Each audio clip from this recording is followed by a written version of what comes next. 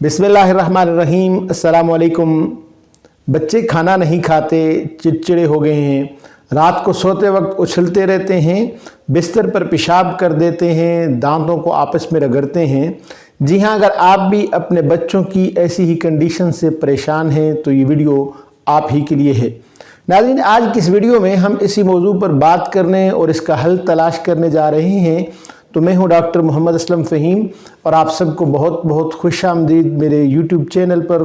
ख़वातीन व हज़रात, वीडियो को आखिर तक लाजमन देखिए और अगर आप मेरे चैनल पर पहली बार तशरीफ़ लाए हैं तो नीचे दिए गए सुर्ख रंग के बटन को क्लिक कर दीजिए और उसके साथ लगे बेल आइकन को भी प्रेस कर दीजिए ताकि ऐसी ही वीडियोज़ आइंदा भी आपको मिलती रहें।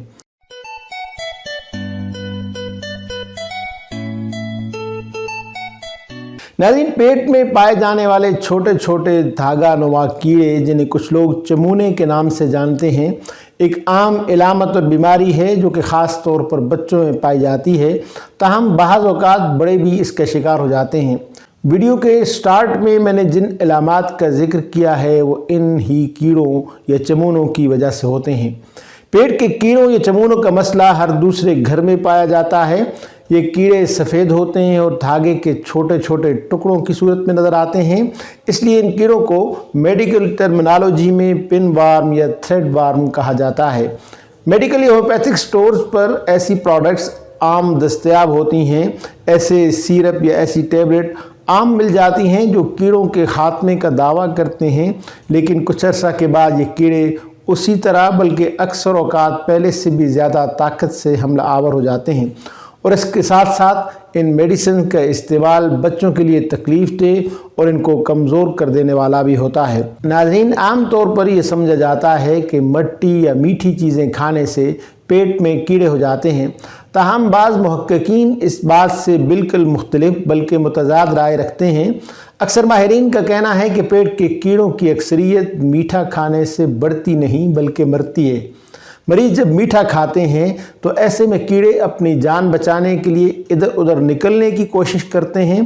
कीड़ों की इस नक्ल हरकत से मरीज़ की बेचैनी और ख़ारिश चूँकि बेहद शदीद हो जाती है, सो मीठा खाने की वजह से ज़ाहिरी इलामात के इस तरह अचानक बढ़ने को कीड़ों में इजाफे से ताबीर किया जाता है।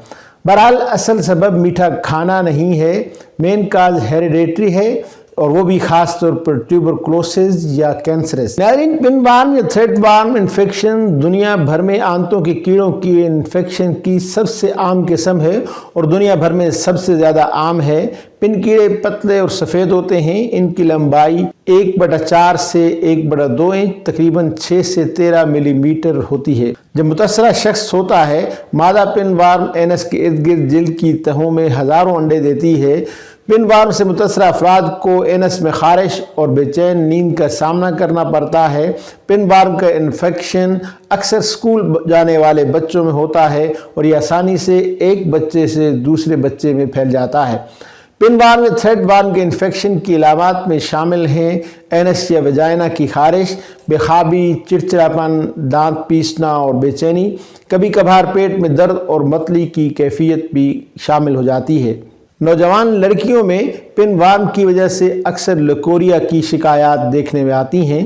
पिन वार्म या थ्रेड वार्म के इन्फेक्शन को रोकना हमेशा मुमकिन नहीं होता, लेकिन आप हमेशा अच्छी हिफ़्ज़ान सेहत को बरकरार रखने और बच्चों को ऐसा करने की तरगीब देकर ख़तरे को नुमायां तौर पर टाल सकते हैं। अपने बच्चों को अपने हाथ बाकायदगी से धोने की आदत डालें, ख़ास तौर पर टॉयलेट के इस्तेमाल के बाद और खाने से पहले। अलावा अज़ीं बावर्ची खाने और बाथरूम की सतहों को साफ़ रखें। अगर आपका बच्चा मुतासर है तो इसे अपने एनस या वजाइना के इर्द गिर्द मुतासरा जगह को ख़ारिश करने से रोकें। इस तरह दोबारा इन्फेक्शन रोकने और दूसरों में इन्फेक्शन के फैलने के ख़तरे को कम किया जा सकता है। नाज़रीन, होम्योपैथिक तरीके इलाज में पिन वार्म या थ्रेड वार्म के खात्मे के लिए मुख्तलिफ होम्योपैथिक अद्वियात इस्तेमाल की जाती हैं, जिनमें साइना, ट्यूक्रिम, सेंटोनाइन, कलकेरिया कार्ब, नेट्रम फास, स्टेनम, क्यूपरम, ऑक्सीनाइग्रा और दीगर कई एक अद्वियात मर्ज़ की नौइयत और मरीज़ की इनफरादी इलामात के मुताबिक इस्तेमाल की जाती हैं। इनमें सबसे ज़्यादा और आम इस्तेमाल होने वाली दवा साइना है, जो थ्रेड वार्म के तकरीबन 80% बच्चों में इस्तेमाल की जाती है।